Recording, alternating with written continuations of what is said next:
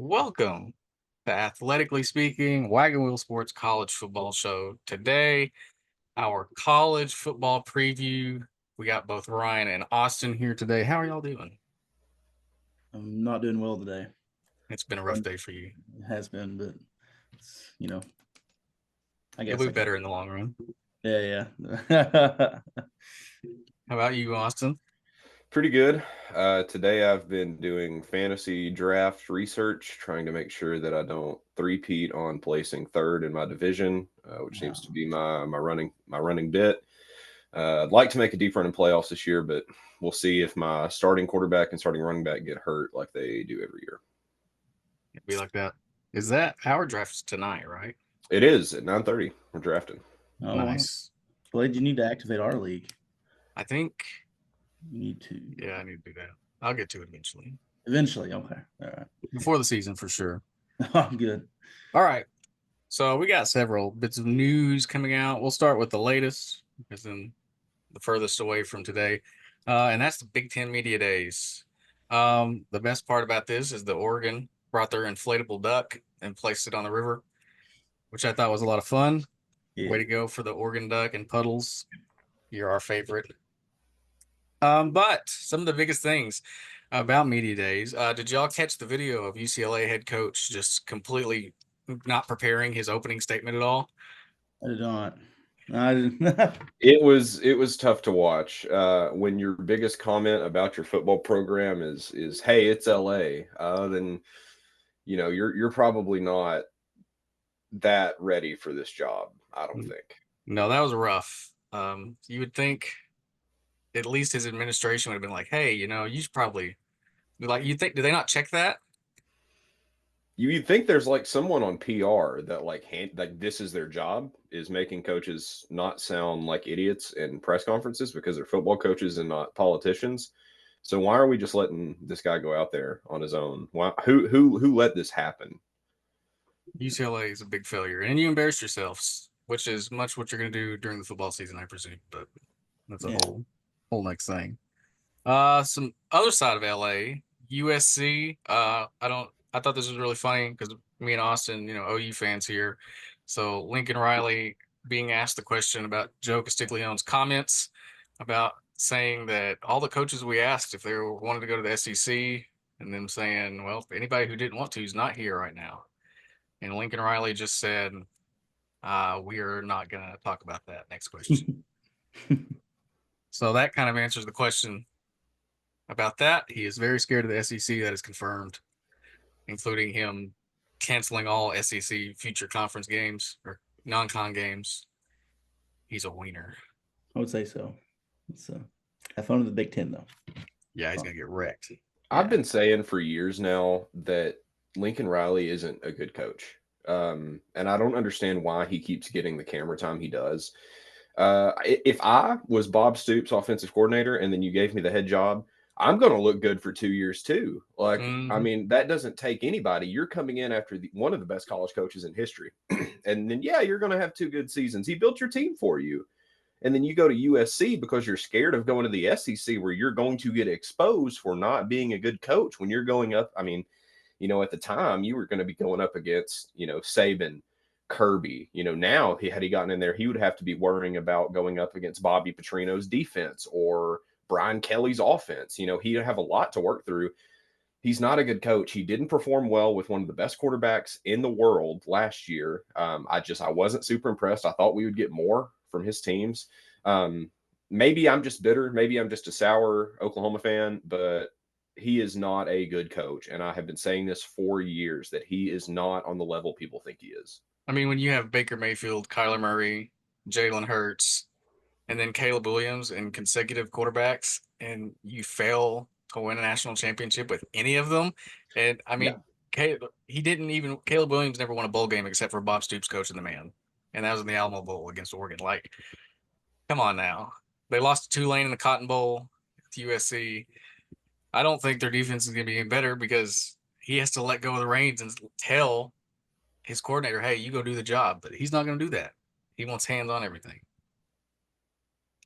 Next. So Kentucky apparently got into some trouble because players were paid for work that they did not do. And now they have vacated all 10 of their wins from the 2021 season because why not? And on our 2-year probation period. And Michigan, like the NCAA cannot be any more of a sham than they already are, right? Like you're penalizing Kentucky for this. Michigan is still in the middle of the sign stealing scandal and nothing's happened to them and probably not going to happen to them. Yeah. Like, I don't get it. I mean, what's the point? Like, they're 20. You said the 2021, Yep. the 10. No, who cares? They didn't win the Natty. Exactly. What does it matter? I mean, they're trying to make another example out of them, and they're trying to make this to be like the new SMU scandal. But who cares? It's Kentucky football. You're going to penalize them, and then they're going to continue to be mediocre. I mean, what does this get done? You're not penalizing the 85 Bears. You're penalizing Kentucky. Mm-hmm.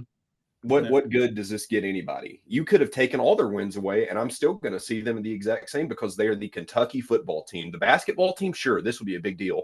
The Kentucky football team, take away every win they've ever had. Give them 100 extra wins. I mean, it doesn't change the fact that they're Kentucky. No, I agree 100%. That whole ordeal happened, and then the NCAA listed like 5 different things. Apparently, Sharon Moore from Michigan's head coach, with the whole sign stealing thing, came out that he deleted like over 52 texts with Connor Stallions about everything. They confirmed, which anybody who had eyes could see it, but Connor Stallions was on the sideline. It's in CMU gear against Michigan State. Like, I think Jim Harbaugh is straight up the biggest wiener of all because he went in here, he completely knew about everything that was happening. Like, you can't lie about it. Obviously, you knew that. And then left Michigan and more to take the fall for this. I mean, what do you feel like? Does taking their win away in the national title game, does taking any of these wins away affect anything? Like, what would you do as the NCAA for Michigan and their punishment?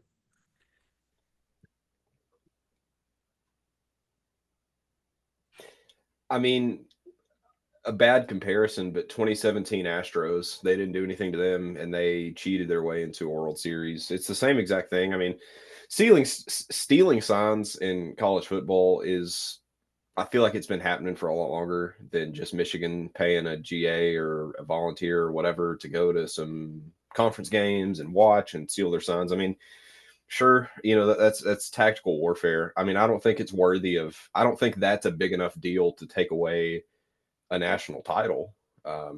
That doesn't seem like it constitutes that. I mean, I'm trying to think of other reasons that a school has lost a national title. I mean, the biggest comparison we have is USC, Reggie Bush, paying the players, SMU paying the players. I mean, and Reggie just got his Heisman back.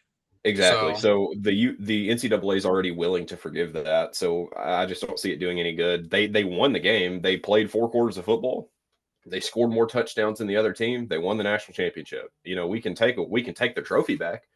It doesn't change the fact that they were the best team in college football last year. I mean, and that kind of goes back, like 04 USC. It's like, okay, that's cool, but everybody watched them win the game. It's like, if you wanted to make an impact, why didn't you tell them that they couldn't participate last year? Exactly. If you wanted to do something, do it then. But no, you waited a year later, and now it's trying to scramble and do something. It's like, it doesn't matter. Even if you take Sharon Moore off the field for a couple of games and suspend him, it's like, what point is it just going to be like, well, he's going to come back, so who's to say that he's not doing it anymore? We're going to continue to do it. Yeah. Because if y'all know, the Netflix documentary is coming out about Connor Stallions and that whole thing.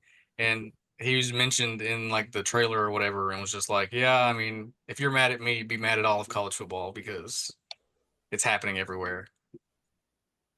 So that'll be interesting. I find it funny that the NCAA came out with all this, though, right before that documentary aired. So it's like they're trying to get ahead of the narrative for whatever's in that. All right. Let's get into the meat of this thing. What out of this season from 2024, what games do you feel like are going to mean the most when we look at the playoff picture at the end of the year? what is going to be the biggest games that's going to impact that this year?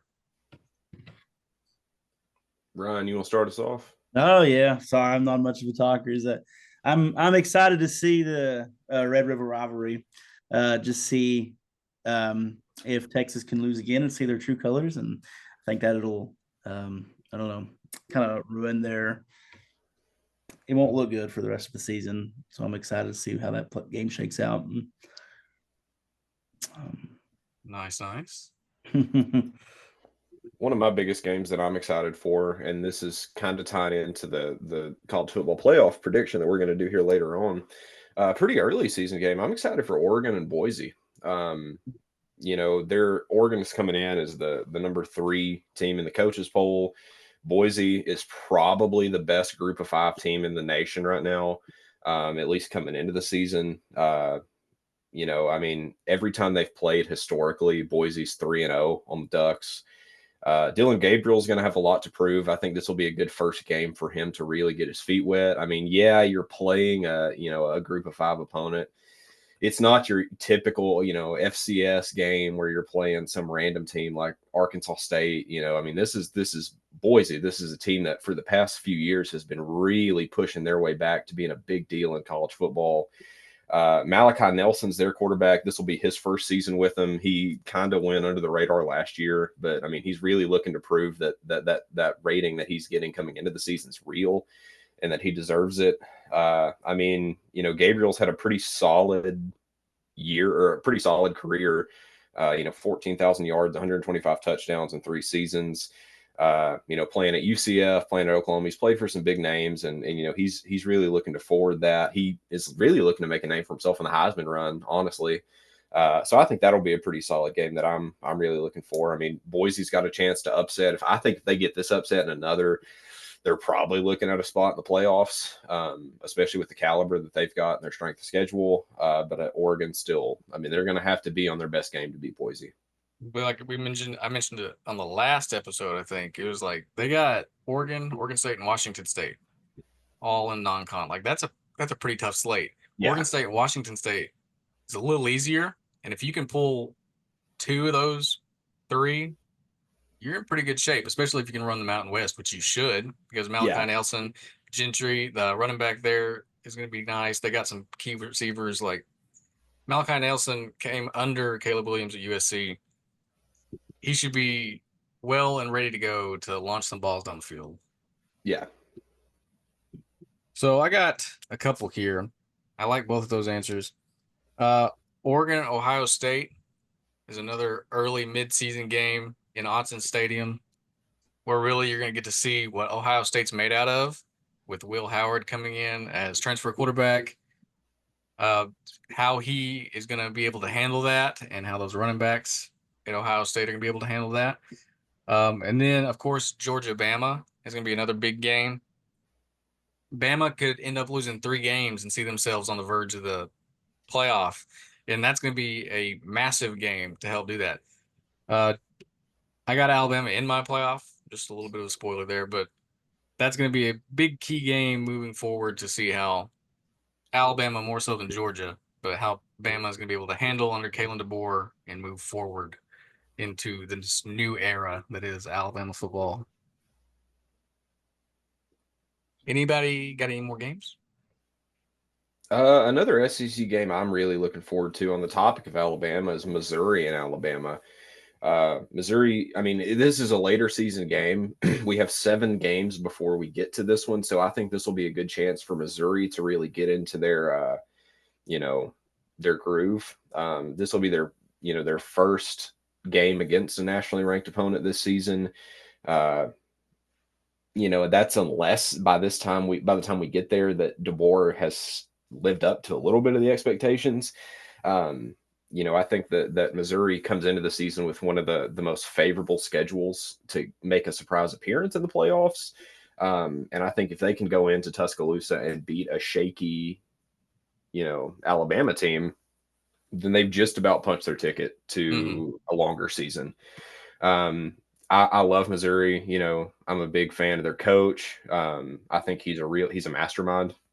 and to turn a program around like Missouri, and especially a year like this where we're entering into a new era of the SEC. So really, that spot of who's going to be the next big powerhouse is up for grabs.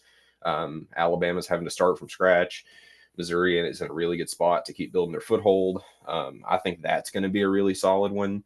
The other game that I'm really looking forward to is LSU and USC. Brian Start the Kelly year. and Lincoln Riley are fantastic coaches. And to get them at a neutral site game, it kind of gives a feeling of a bowl game. And I think this is going to be a good push to start both of those seasons, especially two teams that are coming in ranked pretty highly getting into the season.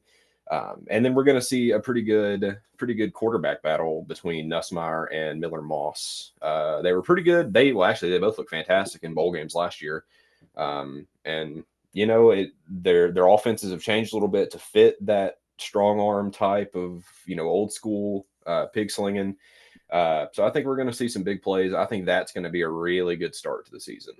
Yeah, we were trashing Lincoln earlier. I do think that first game for him is going to be a big storyteller for what he's got on defense. Because if they can come out and make it look respectable, because even without Jaden Daniels there, LSU's offense is still going to be lighting it up. Like unless Newsmeyer is just that bad, like they're still going to put points up. So whether or not they're going to be able to run down the field as easily as everybody else did against USC last season is going to be a big tell there. I was looking at Missouri's schedule, and I think that October 5th game against Texas A&M could be a real big teller there because outside, so the Missouri really has A&M at Alabama and Oklahoma as like the three biggest games, and that first one against A&M is going to be very telling for them. I think they're going to be good. I think Texas A&M is going to under Mike Elko is going to be on the rise this year. So how far they can creep up is going to be very deciding factor against that Missouri team who should easily go 10-2 or better. All righty. So next up, let's get some Heisman predictions in here.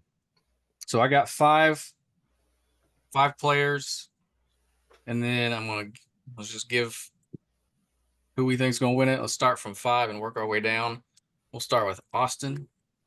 Who is your top 5 Heisman I contenders? think my personal favorite to win it this year is Will Howard, and that's coming from a position of I've watched him a lot over what he's done so far, and then I've played a lot of NC Dub over the past couple days, and I like the way he looks on there. That's not a big tell, but if I can win a bunch of games with you playing All American difficulty, you're probably pretty good.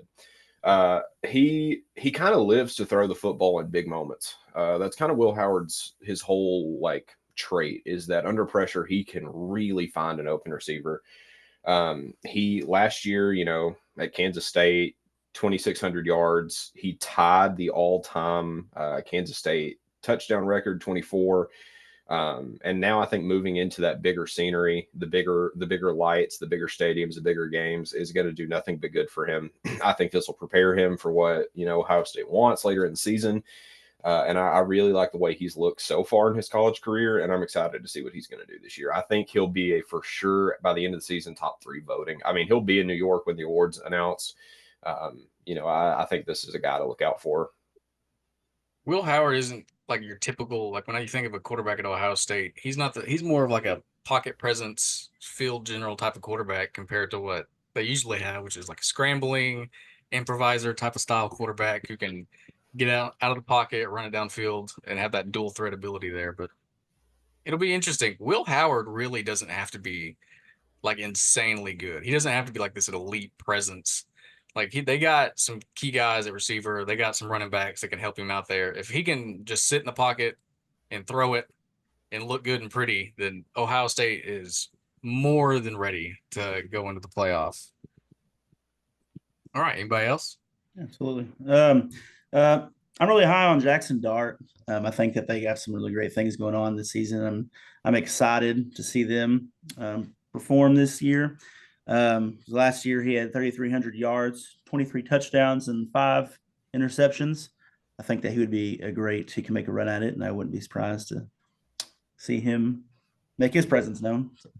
I'm surprised you didn't go Ollie Gordon with that pick. He's in there. I mean, he's in there. But It feels like Dart's been in the conversation for a Heisman sleeper forever. I don't know how many seasons that guy's been in college, but I feel like we've been talking about that guy for like 6 years now. Real. People have been saying watch out for Dart since like 2016. Like I don't get it. Wasn't he at But USC at one point in time? yeah, I think so. And then he transferred a few other places and eventually ended up in Ole Miss. I just think all over. so. But I mean, people have been saying watch out for him forever now. I mean, I don't know how he's been playing for as long as he has. But you would think by now, I mean, you're gonna live up to some of that hype. I mean, he's on my top five too. I love the way he looks, and I think he's a seasoned vet, which is something you don't see in college football a lot, just because of how long these guys are there. But I think he's got such a tuned eye for college defenses that he's going to be really good this year. Yeah. I'm looking forward to them. If they can get things rolling in Ole Miss, they could be good. I don't know if they will. But they could be. I'm going to go off the beaten path a little bit.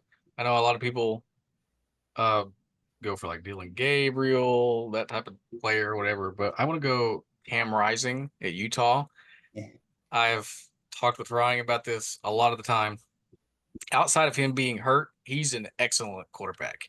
He led Utah to back-to-back Pac-12 championships, had over 3,000 yards passing in both of those seasons, like 30 plus touchdowns in a season.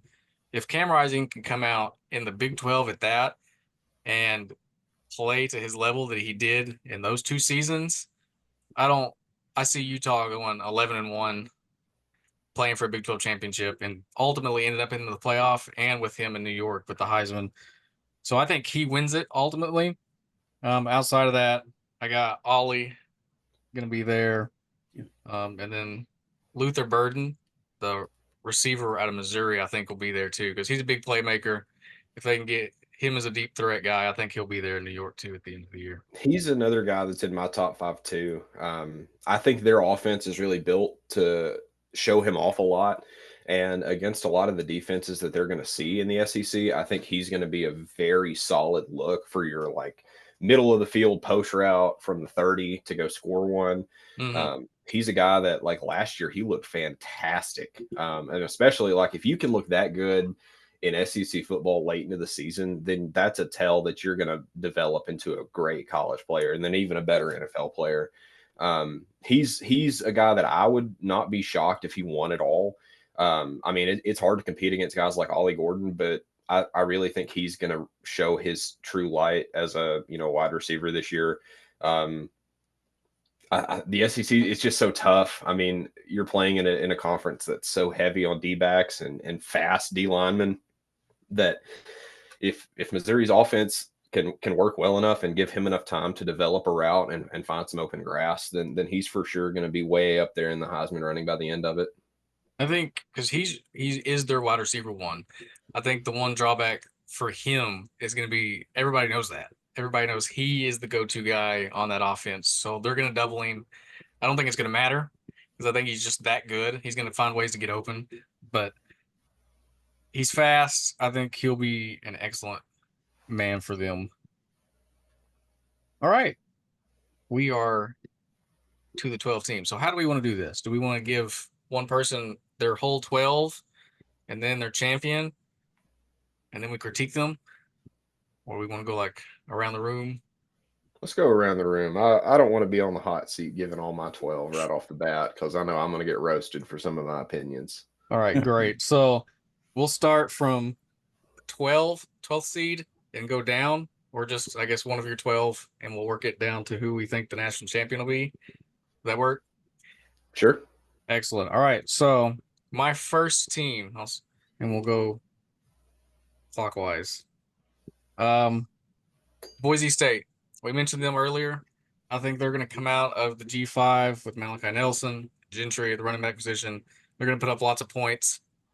The only other person that I could see that being is Liberty, taking that G5 spot, which they got good. But I think Boise State's non-conference schedule is what really is going to carry them into the playoff because, like we were talking about earlier, if you can win those two games against Washington State and Oregon State, who's having going to be a down year, they lost their coach, they lost their player, they lost their conference Their whole thing's gone. If you can make those wins and then even remotely keep it close to Oregon, you're going to have a really good shot of pushing in for that playoff at the end of the year.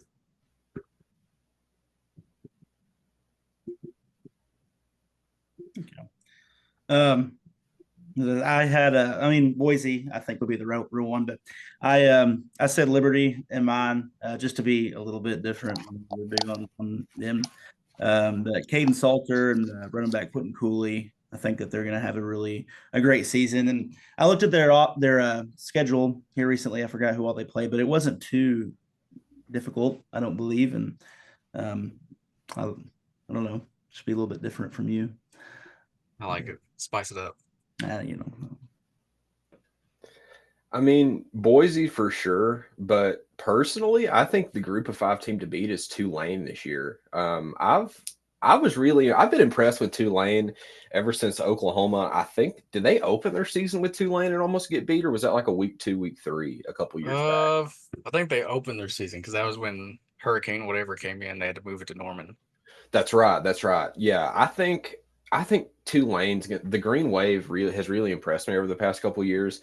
I mean, they've won 23 games in their last 2 seasons, and Fritz is out of there, but they're giving it to a guy who's worked with Fritz and who's learned under Fritz. In what is his name, John Sumrall, I think. Yes, that's right. Who the guy coming out of Troy, who's had a number of Group of 5 successes. Liberty, I mean, yeah, they could slide in, but I really think Tulane is going to be the team to beat, especially with SMU being out of that conference. The AAC, I mean, Memphis is also a good team, but I really think Tulane's going to kind of run stuff there. They've got a lot of transfers coming in. The Oregon quarterback, Ty Thompson, Mario Williams out of USC, Shaz Preston from Alabama. I mean, these are guys that have played in big games. I mean, these aren't just, 4 or 5 strings at these other schools. I mean, these were really difference makers. So I'd be surprised if they didn't make a very good run at things in the American Conference. I really like their staff. I like their quarterback. I like their head coach. I mean, I think this will be a good year for Tulane. And if they can get some upsets on the road, it's a for sure, in that 12 spot. I think if Boise kind of fumbles it. It's going to be interesting. You mentioned Mario Williams. He's going to get to come back to Norman for a game this year. Yes, he will. I can't wait to hear the boos rain down upon that man. All right, my 11th seed. We just got done talking about them. Missouri Tigers. I think, like we were talking about earlier, their schedule is favorable for them this year. If you can get past at least, I think you win 10 games in the SEC, you're getting in the playoff. That's just a solid lock at this point. So Missouri, if you beat A&M, you can lose. If you lose 2 of those 3, A&M, Alabama, Oklahoma, doesn't matter who you win against, you're in the playoff. And they should have an easy run for that because their schedule's easy. They're going to have talent all around. So that's my 11 seed. I like that. That was my 11 seed too. Was Mizzou. A couple years ago, they really started to show that they're a team to watch and that they're a team on the rise. And they've held up to that. It wasn't just a fluke season. I want to say that was 2022 that they really started to show their true colors and that they were a real contender. And now with the SEC being not wide open because Georgia will still run that conference, but now you have every other spot under Georgia really up for grabs since there's not any teams coming in. I mean, Tennessee looks really good. LSU looks really good. You could make a case for just about every SEC team excuse me, to make the playoffs. But I really think that Missouri is going to be able to get it done. I love, Dershowitz offense and defense, and he is a scientist with it. I mean, he knows the game. He knows it from a very logical point of view. And I've loved the way he's gotten himself out of a lot of really close games in the past couple of seasons. And then with their offensive staff, I think this is going to be a really solid, come out of the gate swinging year for Missouri. And, like you said, I think if they can upset, if not all 3, then you've got to upset 2 of those teams. You've got to either beat Bama and Oklahoma and drop your other big one. But I mean, if you can sneak out a win against an Oklahoma team who's new to the SEC, and then if you can sneak out a win against a Bama team who's got a new coach and a lot of new personnel, then I think you're in the playoffs. Really, it's Missouri helps from not having divisions in the SEC anymore. You don't have Yeah. to play Georgia every year. You don't have to play Alabama or whoever every year. It's like Texas A&M, Missouri, the Kentucky, South Carolinas of the world. You are blessed because your chances of winning 9, 10 games go up dramatically. Like Arkansas, I believe they don't have to play Georgia or Alabama this year. Yeah. That is a great news for them because they can actually go out and have good teams, because some of these teams in the past where Arkansas has won 8 or 9 games could do probably win a conference championship anywhere else. Like if you put them in the ACC, they're probably going to be very successful. So this is going to be helpful for those teams to actually make a push and have a chance to get back into the playoff. Ryan, who's your 11th seed? My 11th was actually Missouri. I thought I'd be different by picking that. Nice. But I'll go ahead and go the 10th for 10th seed. I had Michigan. It's a little bit low, but with all the changes that they made and losing Harbaugh, I don't think that I think that's a proper placement for them. Yeah, I think Michigan could have a real tough road this year. Like with all the change at the top, you lose a lot of coordinators, you lose some talent to the NFL. Like they're still going to be good, but you got some. Won't be the same though. Yeah, you're going to have some big games that you're going to get to, like Texas. I think that's week 2. That's going to be a nut up or shut up game right there for them. See their true colors, how they're going to play out. Mm-hmm. Austin? My 10 is Tennessee. I think it's a team you're not going to hear a lot about in the summer. They're a team that for some reason every year it takes 3 or 4 weeks to people be like, hey, the Volunteers look pretty good. So I'm going to jump the gun quite a bit. I mean, they are personally one of the biggest SEC title threats to Bama and Georgia. They have a really good schedule. I mean, you're going to see them play, nationally ranked NC State, Oklahoma in September. I think you win those, and the only 2 games to worry about for Tennessee are now your big dogs, Bama and Georgia. And with Bama, kind of the way we've talked about so far, Georgia's really your big game. And the way Tennessee is upset in the past couple of years, I don't think I'm crazy for saying that we could see a Tennessee upset on Georgia. Is that game at Neyland? Yes, it is. So I think if you can clutch up, you have a surefire shot to 10 wins. And like you said earlier, 10 wins is kind of the magic number in the SEC. Unless everybody else has a stellar season, I think those 10 wins alone should get Tennessee in at that 10 spot. Mm-hmm. Oklahoma and Tennessee, to me, are really like the same team. You have what should be a pretty solid defense. You have a freshman quarterback who's coming in for the first time to actually start a game. Like OU Tennessee in September is going to be massive. Yeah. Like that game could completely change the course of your season, whether or not you win or lose that game. And especially if your quarterback comes out there and just does not look good, or on the opposite Where end is of that game? It's in Norman. Okay. So like you come in and Nico throws for 4 touchdowns and 400 yards, and Jackson's on the low end of that, then you're starting to question things on either side of that spectrum. Alrighty, my 10th seed, even though I hate it, is Texas. Their schedule and the SEC is just too easy. Like their toughest games are OU and Georgia, and I think they'll split those in whatever fashion they got to choose from. And then Michigan. So yet again, if you can get to 10 wins in the SEC, you're cooking. And Texas has a really easy path to do that. I think that they'll be able to get through the year at best through Georgia, even though they got OU and Georgia back-to-back weeks. If you can pull one of those out, you're set. You can beat Michigan on the road, you're set. And then you have to worry about A&M at the end, which A&M should not be a threat to them, but you know how rivalries go. Texas should be good. Whether or not that they come out and actually prove it, like Ryan was saying earlier, is yet to be seen. They're replacing a lot of talent. I think they can, though. I think Quinn Ewers is going to come out and show what he was last year. And I think they're going to be able to get that 10th seed. Austin, you want to lead us off with 9? Yeah, my 9 still an at-large. I think Oregon will slip in at that spot. Dan Lanning has, kind of found his home at Oregon. Uh, Bo Nix is gone, but you've still got a pretty big quarterback in Dylan Gabriel coming in. This is his 6th season at his 3rd school. Touched on him a little bit earlier. That'll kind of keep Oregon's offense humming, I think. On the other side of the ball, Kobe, I don't know if it's Savage or Savage, coming out of Kansas State, he's used to seeing a lot of the big quarterbacks practicing against Will Howard. He'll be a really good, role player for them. He had 6 interceptions in 2 seasons so far. Now moving over to a big conference like the one he's in, the Big Ten, he'll play Ohio State. He'll see his old teammate, and then even playing against Washington at home. That'll be a really big one.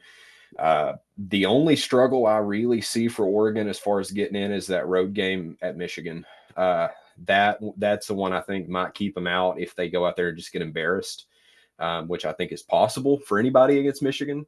When you're playing against a team that really functions, and even with Harbaugh gone, that functions still a lot like an NFL team. I think that'll be their biggest setback.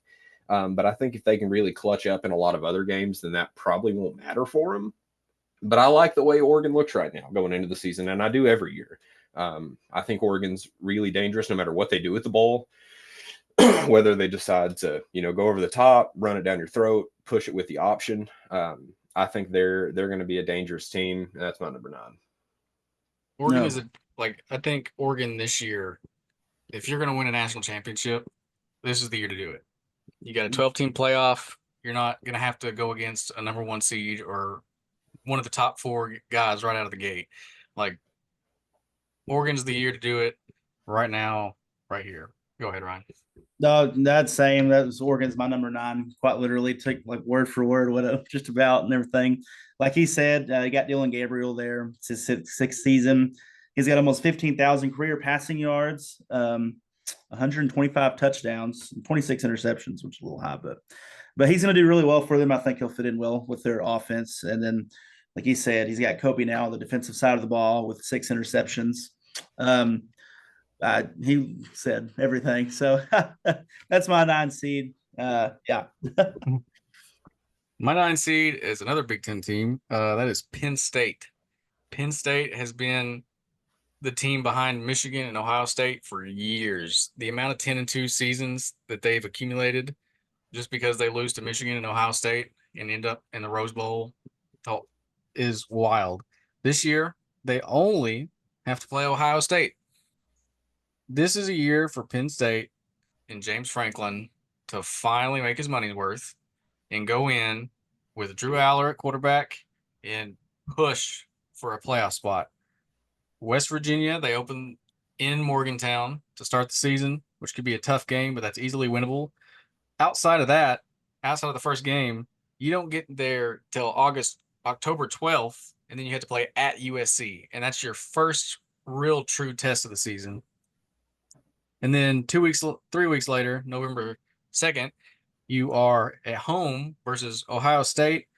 And then the rest of their schedule is cakewalk from there. If you only lose one of those games, you're in the playoff. Ohio State's basically a lock for the playoff. USC could be a good team. Yet to see. We'll really tell time about them. But your schedule is very generous for you. And you have now the opportunity to go out and prove it. I think Drew Aller is going to be a stud at quarterback this year. He's going to be able to lead Penn State into the promised land for the first time, and that is in the 9th seed. I like that. I'm also very biased to Blue Bloods. If there's one thing I love, it's a good storied program. And Penn State is that for me. When you think of like good teams, like I think of the Paterno days, a lot of really good players, a lot of successful players have come out of Penn State. And Penn State's one of those schools that it feels like when their guys get drafted, they're already ready to go in the NFL. They're a lot like Oklahoma in that respect, and as far as like professional development. I really like him though. I agree with that. I could see that definitely slipping in there at that spot. All right, I will continue the trend. Number 8, I have the Alabama Crimson Tide. I think Alabama under Kalen DeBoer isn't going to drop off near as much as I would like them to. I feel like they can very gently touch the 10-win season pretty easily. Georgia's going to be your toughest game. You're still Alabama. You still have all of these blue chip players, 4 and 5-star guys that Nick Saban recruited you. Like we were talking about with Lincoln Riley, Bob Stoops left you a Ferrari. Nick Saban did the same thing with Kalen DeBoer, if not better. Like he's got a roster full of guys who's been there, done that, and I don't see them taking that step back. Give it 3 or 4 years, maybe we'll see a change. But as of right now, Alabama's still a threat to go into the SEC title and the playoffs. That's exactly who I had at 8 too. I mean, yeah, you got a coaching change, but you've still got Jalen Milroe. I mean, I don't care if it's Bill Belichick. I don't care if it's my high school offensive coordinator. You've still got Jalen Milroe under center. I mean, last year, 2,800 yards, 23 touchdowns, 6 interceptions, 12 rushing touchdowns. And then on the other side of the ball, you got Caleb Downs, Deontay Lawson. They're still going to be coming back. You know, I don't see talent. I don't see the talent well being dug up anytime soon in Tuscaloosa. You know, like you said, they're still Alabama. The jersey hasn't changed. The name of the school hasn't changed. Just the coach. And, you know, I agree with you. In my notes, I even have it'll be a Bob Stoops situation where, you know, you have a storied coach hand over the reins. And this isn't a situation where it's like Nick Saban took a job at Texas and it took everybody with him. You're still going to have the remnants of, you know, of that Alabama team. The biggest comparison I have, and this might be a niche reference for any non-Oklahoma fans, this will be a lot like when Barry Switzer took over the Cowboys. You still had Jimmy Johnson's team, but you had a different coach, and you still had a lot of the same victories. Now, when Jimmy Johnson's players left, Barry Switzer sucked. Just a lot like I think in the next couple of years when Nick Saban's talents leaves, DeBoer's going to be left out to dry a little bit. Thankfully, we're not there yet. Next year when we record this show, I might change that opinion, but it's still Alabama. I mean, I completely agree with you. And to Kalen DeBoer's point, when Michael Penix was at Indiana, he sucked. Everybody was booing that man. He goes to Washington and becomes this phenom. So if he can do that with Penix, why? Who's to say he won't do that with Jalen Milroe? Like, Yeah, Milroe was good. Don't get me wrong, but like, he can definitely get better, and I can see him doing that with DeBoer this year.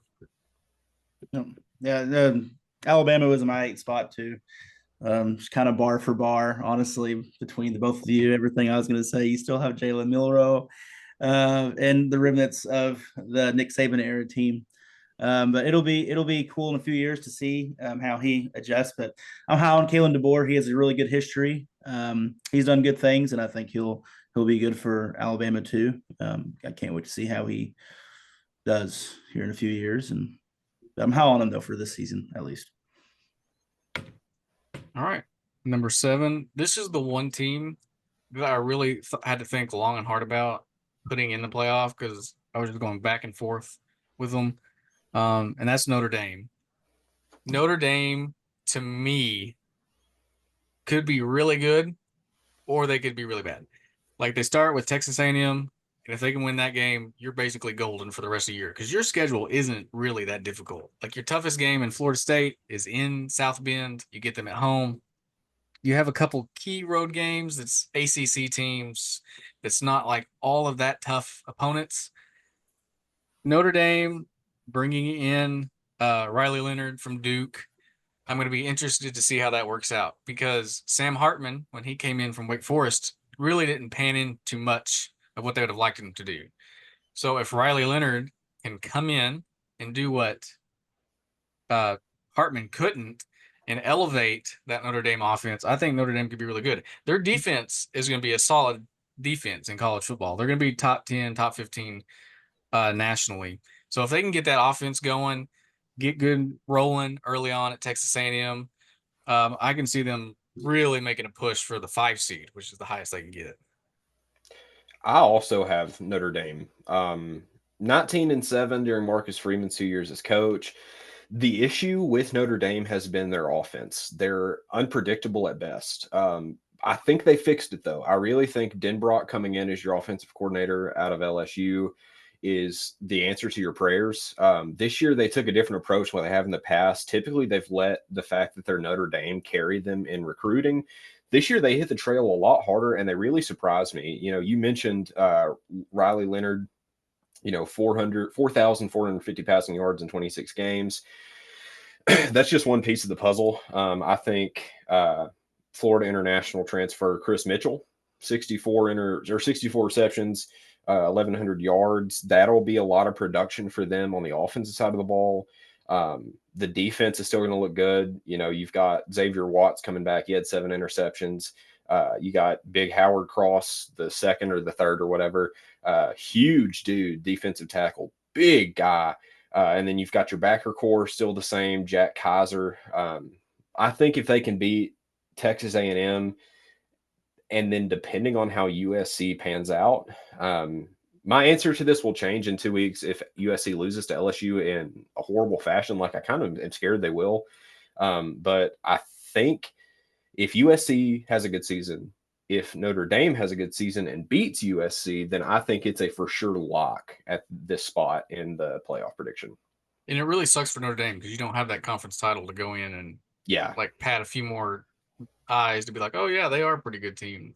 Like you got to sell it against the teams that you have and make it count because some of those teams aren't very good. So the ones that are good, you can't go in there and barely win by a last second field goal or last second touchdown and make it look like you're not any good and don't want to be there. Yeah. Ryan. I have Ole Miss. I think that they could be one of the better teams in the SEC actually this year. They're returning a lot of talent. Like I said, they have Jackson Dart, who in the last 2 seasons, he has 6,300 yards, 43 touchdowns, and just a lot of good transfers to help them aid that.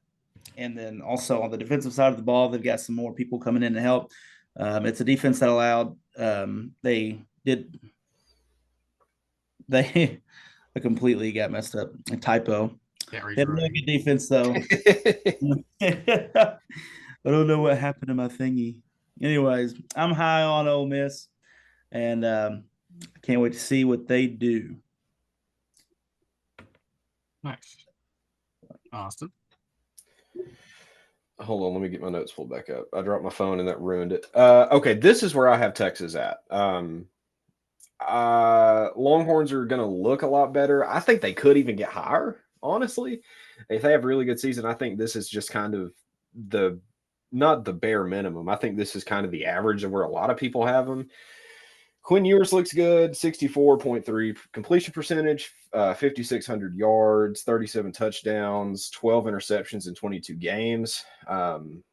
Everybody has big expectations for Texas this year, which they do every year. I mean, Texas fans had big expectations for them when Charlie Strong was their head coach, and that says a lot about Texas fans.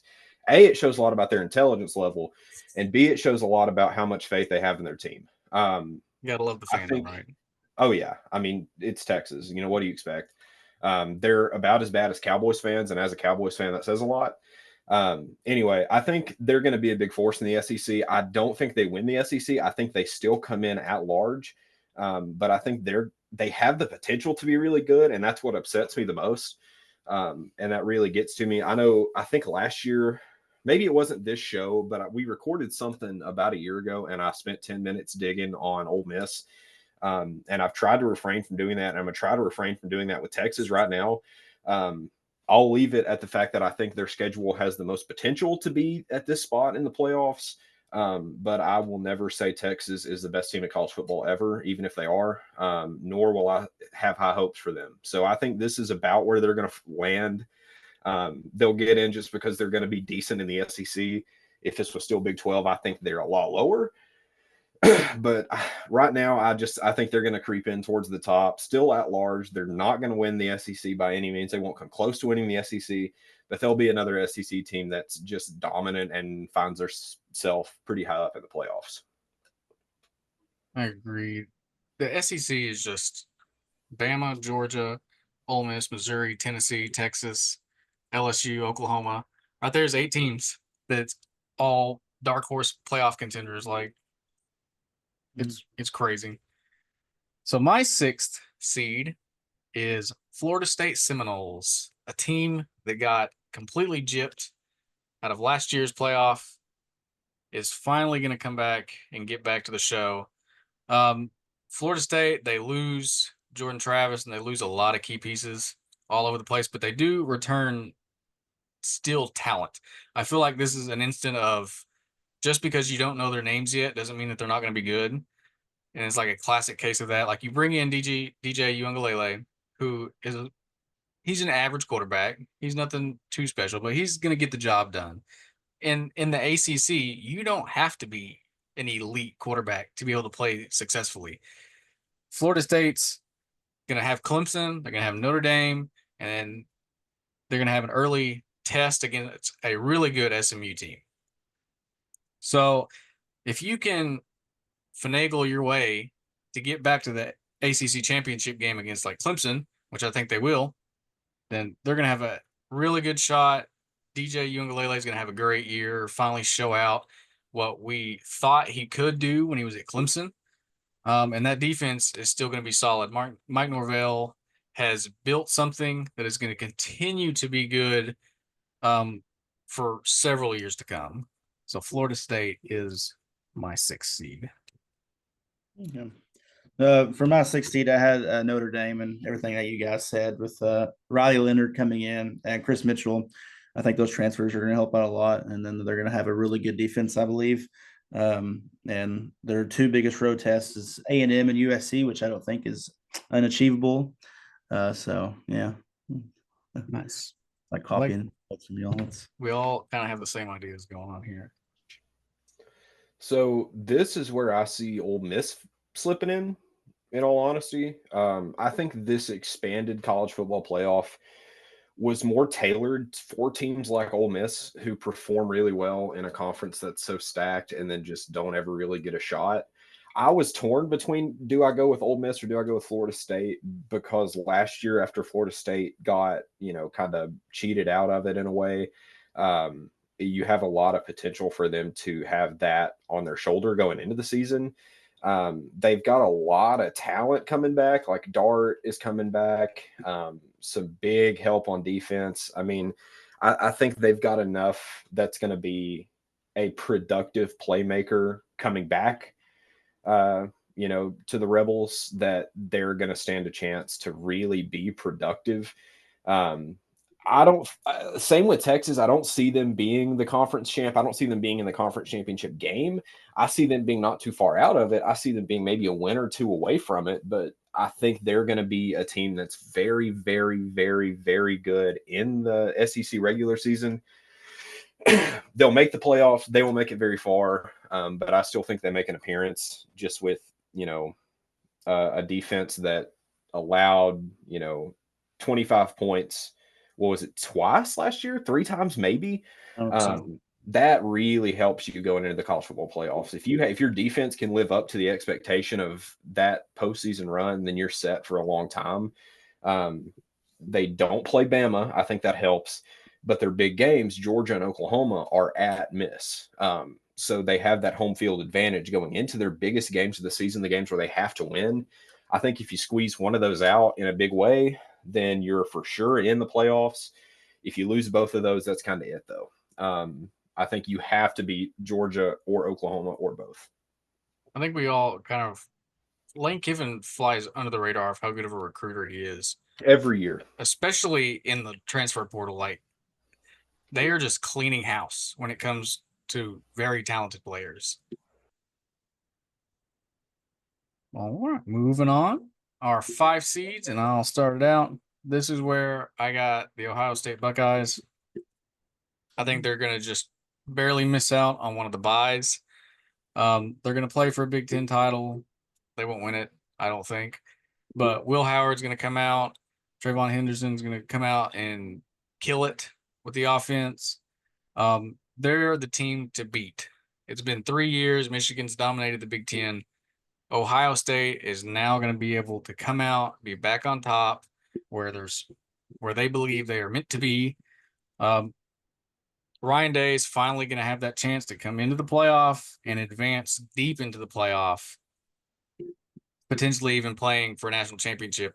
This kind of what I was talking about with Oregon earlier, like this is the absolute like best time for them to make that jump. Because if you don't, when else are you going to do it? Like this is the time that Ohio State is going to push forward.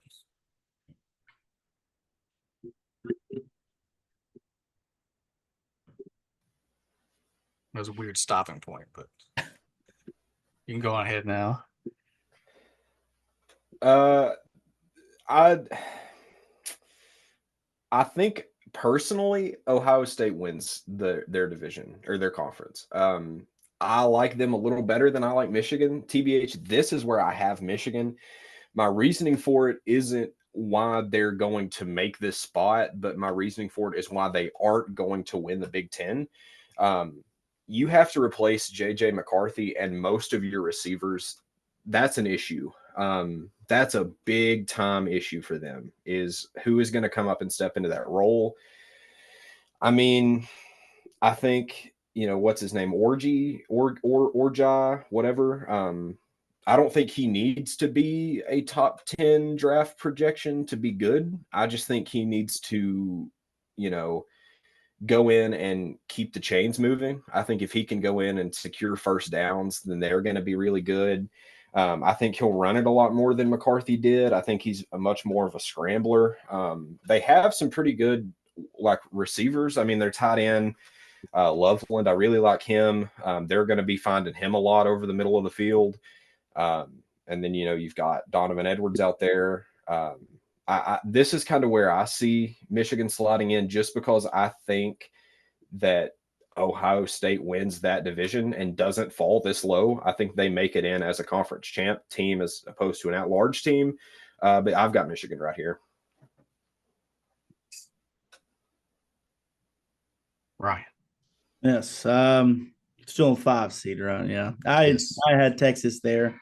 And it's everything that you guys said. You got veteran Quinn Ewers coming back again, sacked quarterback room as well with Arch Manning behind him.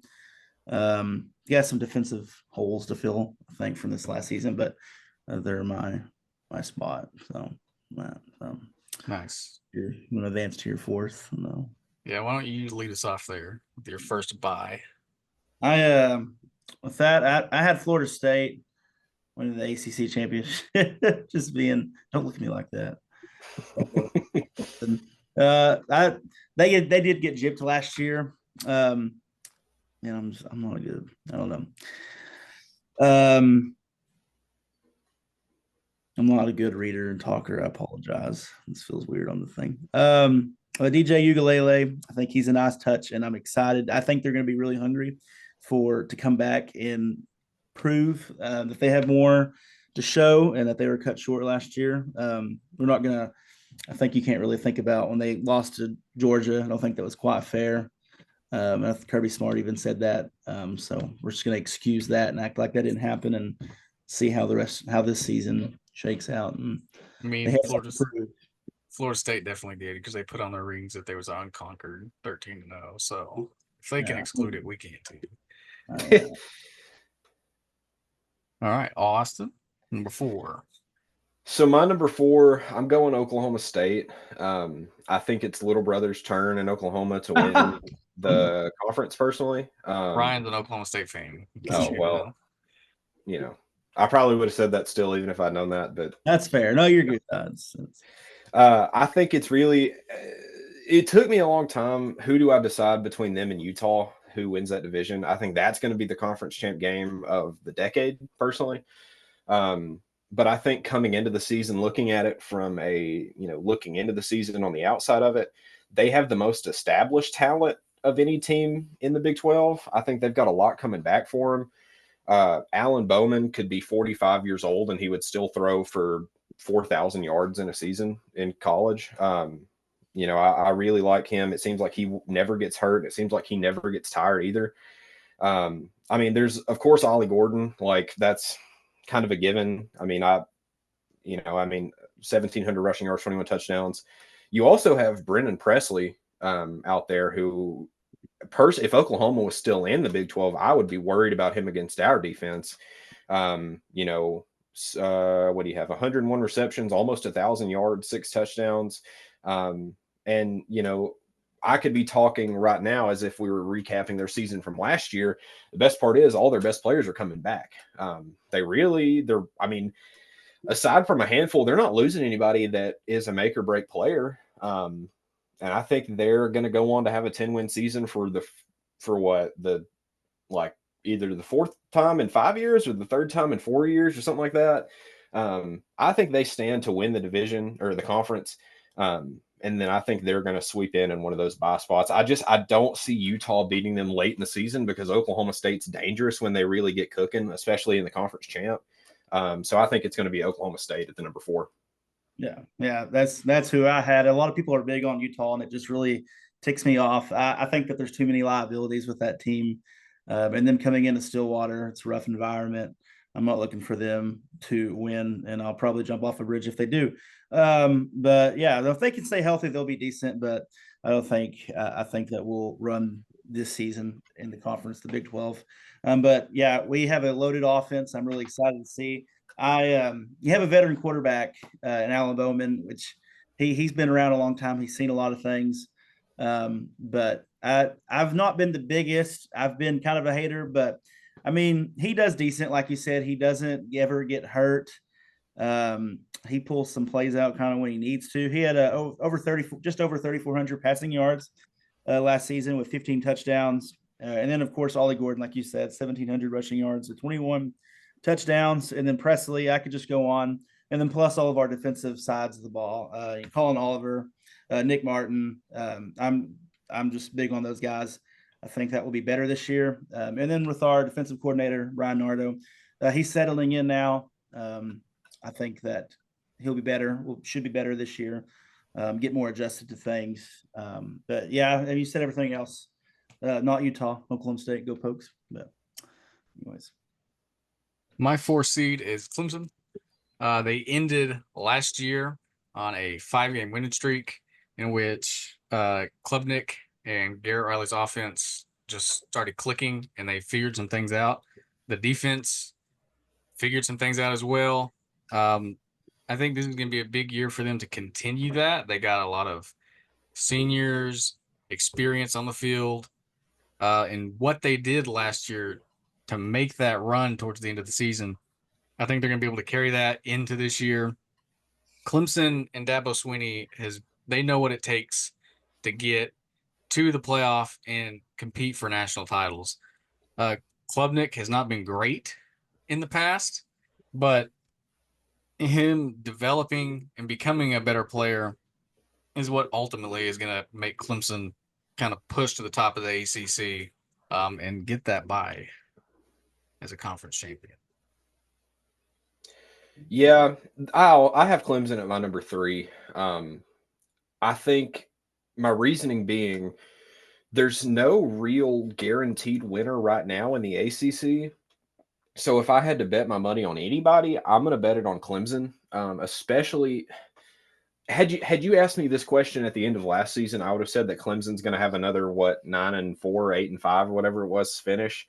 But I think they've had enough time to get. Last year they just didn't look comfortable with each other on offense. It felt like Klubnik really didn't have any looks. Like it did. If it just felt he looked kind of lost in a lot of those games. So I'm really hoping that they're going to come out like they did in 2019 and just kind of fire off right from the get-go. I mean, before 2023, they had 12 straight years of a 10-win season. I mean, I just think it's time for them to come back into the forefront of the ACC. I mean, Klubnik, he went almost 3,000 yards last season and a handful of less than 10 interceptions, I think. Clemson's defense will be Clemson's defense. They were stellar last year. Their offense just couldn't score against a Pee Wee team for the first half of the season. but I think this year they're really going to have a big enough offense to be behind them to where the defense can just kind of assert their dominance. And that's where I've got Clemson falling is at my number 3 and winning the ACC. And we're going to know a lot about Clemson early on because they got Georgia week 1. Yeah. So how tough is that team? We will find out. Stay tuned. All right, for my number 3 team, the team Ryan was just talking about, I got Utah for a lot of the reasons that I said with Cam Rising earlier. When Cam Rising plays, Utah is a completely different team. Kyle Whittingham has the defense. He makes it work. They're really good on that side of the ball. And then when you bring back the talent like Cam Rising, in his 16th year of football that he's playing, I think, then he's going to be able to make it work. Once Utah is gone or Cam Rising's gone away from Utah, I think that they won't be as good of a team. But this year he's back. As long as he stays healthy throughout the whole season, Utah is going to be the team that's going to come out of the Big 12. Sorry, Ryan. Hey, I don't respect your opinion, but I'm just kidding.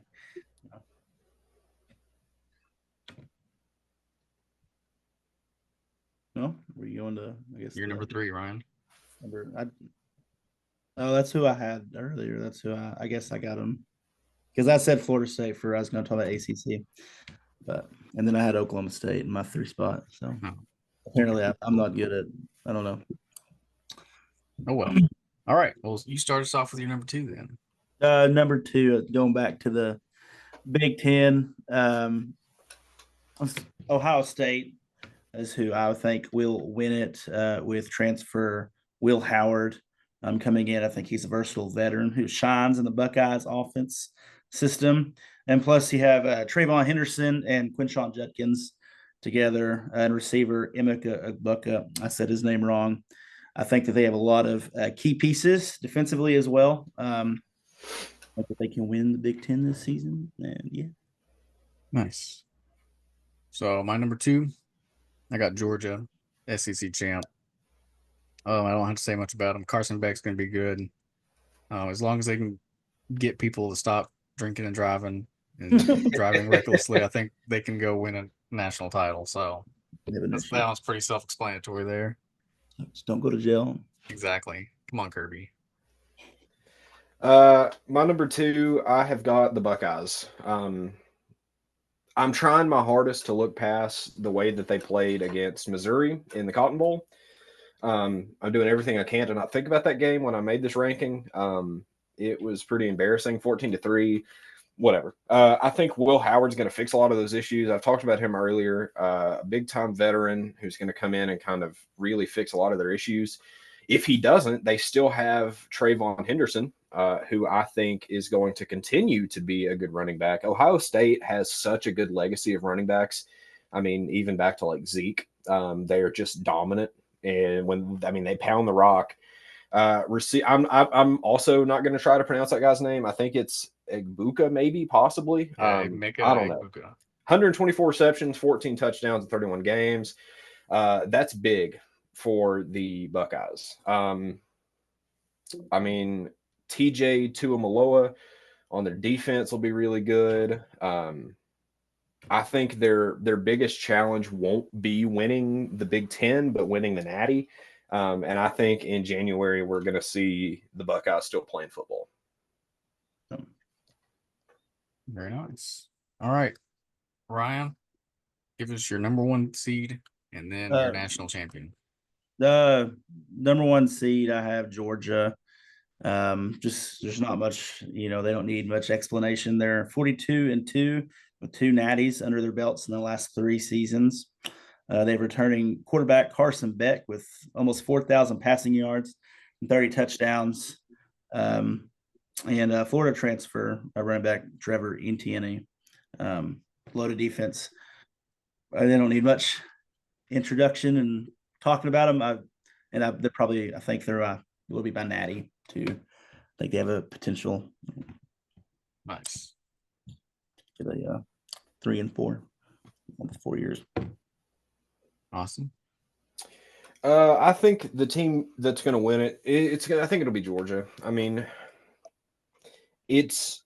a lot harder for me to bet against Georgia than it is to bet on Georgia, if that makes sense. Like I think nobody in college football is on that level right now that Kirby Smart has the Bulldogs. They have the most, when they're not, in court, they have the best talent. Um, they don't have the best talent as far as driving cars or handling their alcohol, but they have the best team on the gridiron, and I think that's what matters. They're 42-2. Here looking back, they're 42-2 for quite a while. 2 losses is nuts, in my opinion, over the span of 44 games. They really kind of tore off on Florida State in the Orange Bowl. Carson Beck will continue to be Carson Beck. ETN will continue to be ETN. I mean, I think he mentioned earlier 1,400 yards, 14 TDs in 2 seasons. I mean, their defense will. I mean, it just Georgia will still be Georgia. Like, I can give you a rundown of their whole roster, but at the end of the day, they're still the Bulldogs. They're still going to win the SEC by a long shot. I even, was talking to a buddy of mine the other day. I personally think they're going to win the SEC championship game by 2 scores. I think it'll be a 14.5 plus spread. And I think they're going to win it all. Like, I mean, the Georgia and Ohio State will be a good game, but I think it will be a Georgia season again. Nice. So my number 1 seed is Oregon. I think Dylan Gabriel and that defense is just going to be able to light up the Big Ten. Gabriel is a perfect fit for what Oregon wants to do offensively and at quarterback. I mean, look at Bo Nix, look at Marcus Mariota, look at all of the Oregon quarterbacks throughout the past 10 years now, and Dylan Gabriel fits that. He's a mobile quarterback. He can throw the ball. He's exactly what they're looking for. So I got Oregon and Georgia in the Natty, and I think it's going to be unison. I think Georgia will ultimately end up pulling out the national championship this year. They're just going to be too good. They're going to be the most tested, seasoned team out of anybody.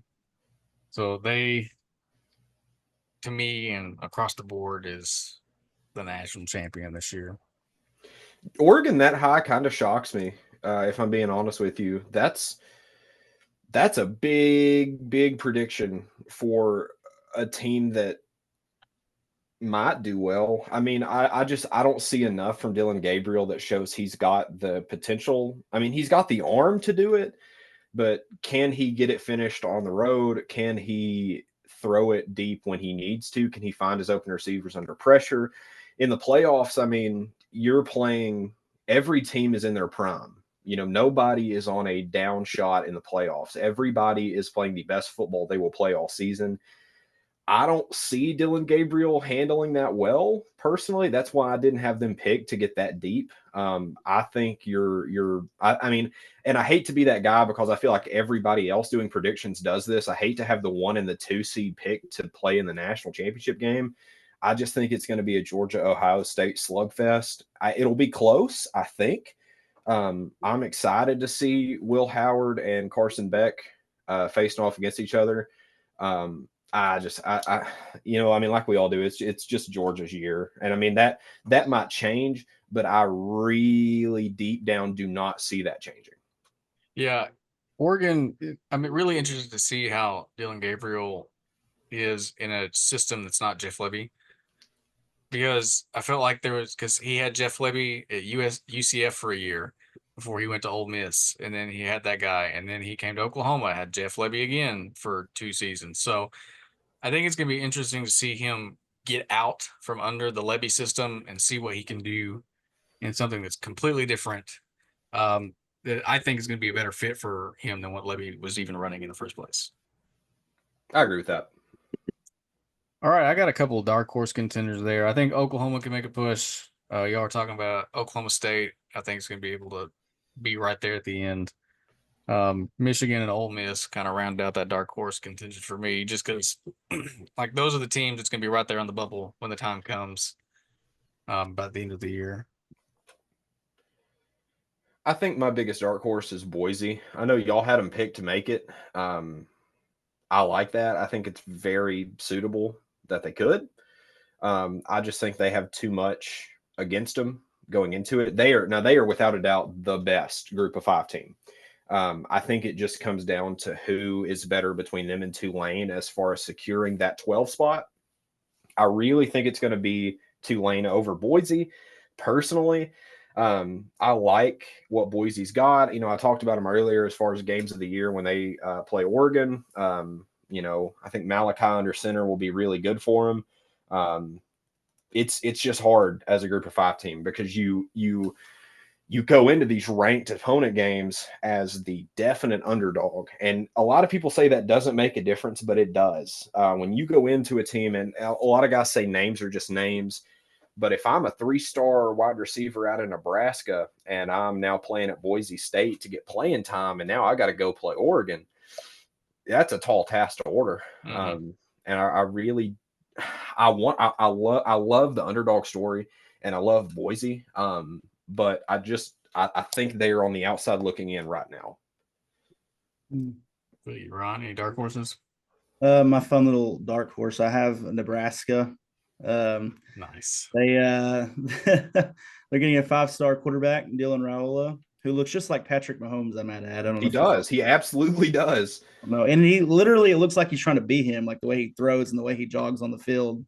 It's kind of insane, actually. But but that'll be good for them. And they have Oregon transfer running back Dante Dow. And they're returning all their offensive line. So major production coming back. And the first 4 conference games are very winnable. They have Illinois, Purdue, Rutgers, and Indiana. They have Ohio State later in the season, and USC are their only notable ones. Ohio State, they won't win, but I think it'd be interesting to see them, reach, some kind of new ceiling. They haven't make them somewhat relevant again. It's been a while since I've heard of Nebraska, but they were my dark horse. It's a fun little, yeah.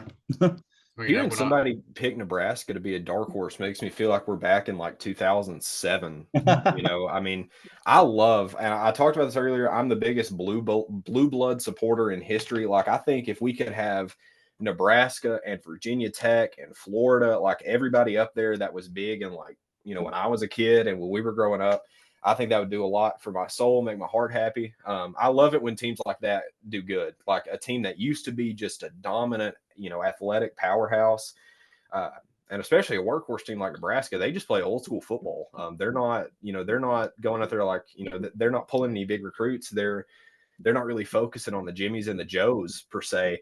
I like Nebraska as a dark horse. I could see it. And I love it when those old school blue bloods are good. That's kind of the same feeling I had towards Penn State, like such a history of success, and I want them to be good again. I agree with that wholeheartedly. I could see Nebraska doing a lot this season. I love that pick. As you know, I went on record to say that Nebraska's going to win 10 games this year. So it's possible. We're there. Hey, I was on them for a kick on that Big 12, Big 10 preview. I was like, man, they got it made. This is Matt Rule's year. All right, so that wraps all of that. Before we go, though, the Wagon Wheel Sports preseason poll has been put together. And let me know what you think of surprises, who's too high, who's too low. I'll just read them all, top 15. Start at the top, and we got Georgia, Oregon, Ohio State, Texas, Alabama, Michigan, Missouri, Ole Miss, Penn State, Notre Dame, Utah, LSU, FSU, Oklahoma, and Clemson. Very interesting. What y'all think so far? Clemson's a little too low for my taste. I don't think Clemson should be below Florida State personally going into the season, especially. Like, I know they're coming off a rough year, but I wouldn't have put them below Florida State. I agree with most of that, though. Like, I mean, I think your top 5 are spot on. Everything under that is not too far off to where I would have put it if I was just making it, aside from voting. But yeah, I mean, aside from Clemson being that low, I also think Notre Dame's a little too low. I would have put Notre Dame up in my top. What'd you have them at? They finished 10 in voting. 10. I would have put them in my top like 6 or 7. Honestly, I don't think they're a top 5 team right now. They probably will be by week 5. I bet they will be. Going into the season, though, I like Notre Dame a little better than 10 personally, and I like Clemson a little better than 15, I think. But yeah, those are my real two standouts with that. I mean, yeah, your top three are what I think too. Like that's exactly what I put on my poll. So I definitely I like the way it looks. I realize now, and I wasn't going to tell anybody about this in case it blew up in my face. In my original poll, and you remember Blaed, I had Virginia Tech at 15. You did. Because I ran out of ideas and needed somebody to throw in there. But I'm going to die on that hill. That now that I picked Virginia Tech will get it done this year. Go Hokies or Hokies, yeah, Hokies. That's right. I totally forgot their mascot. Yeah, go Virginia Tech all the way. Whatever their fight song is, I'm all about it this year.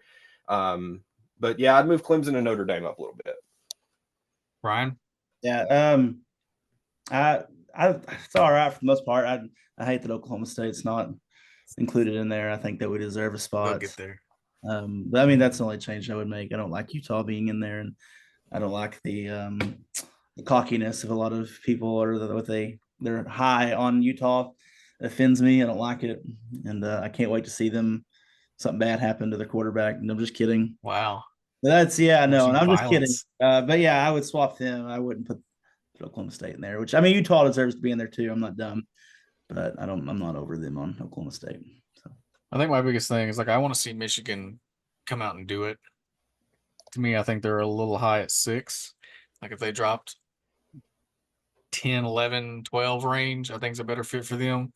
Just because everything that they lost, I want to see them come out with a new coach, new quarterback, new running back, and then show that they can still do that, and then find their way up. I think it could be possible we don't see Michigan in the playoffs this year. And I mean, I know I had them pretty up in my ranking. They're almost a new team. I mean, I know replacing your quarterback doesn't mean it's the end of the world, but you're replacing your head coach, you're replacing your quarterback, and you've got a lot of other puzzle pieces that need to be rearranged. Mm-hmm. I'm not surprised by them. I don't like them coming out of the gate, honestly. I don't even see Michigan finishing.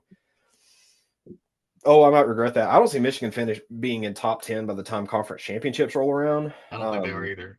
I think when I made the picks, I think I had them going 8-5, 8-4. Yeah, that's about what I have them at too. A very mediocre and a little bit of a disappointing season for the Blue fans out there.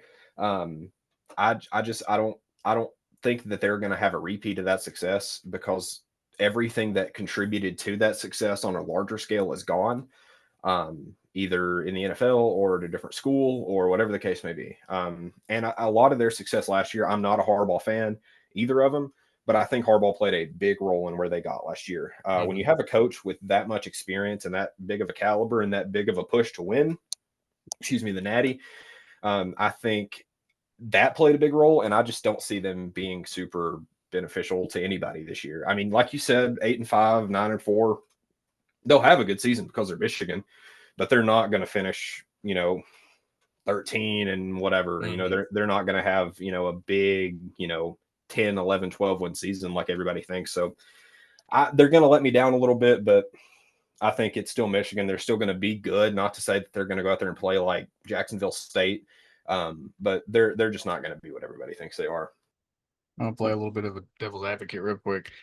Since we're on Michigan, did the cheating help them at all? Like, how much did that actually, the sign stealing, affect them in any way? Because once you got to the playoffs, you still had to beat Alabama.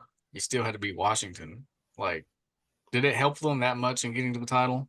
No. I mean, yes, you may have had an edge in knowing their play calling, but you still have to execute. And even if you know that Jaden Milroe is going to scramble to the right, you still got to stop Jaden Milroe, and you still got to get through that offensive line. I don't think it played as big of a deal as everybody's making it out to be. Had they not stolen signs, they're still Michigan. They still have JJ McCarthy and Harbaugh. So, what really changes there? It's my same as my stance on like the Barry Bonds steroids not being in the Hall of Fame. Yeah, there was an upper hand. There was definitely a competitive edge, but you still have to do it. Like I could know every play that Texas is going to call, but that doesn't mean I can go out there and sling the rock for 250 yards and win. You know, I still have to be on the level to compete at that level. And it helped them for sure. Like, I'm not going to act like that didn't do anything, but it didn't. That alone did not put them in the national championship game. Ryan, what you think? Ditto, same. I don't think that they're still a good team. They still went out there and performed well against other really successful teams. I mean, they didn't give them that much of an edge, so they deserved it. But they're this next year, they're not going to be the same Michigan though. Agreed. Nice. All right, well, that's all I got. Unless y'all have anything else to add, then nope. Sweet. Well, thanks for joining us, and that was Athletically Speaking.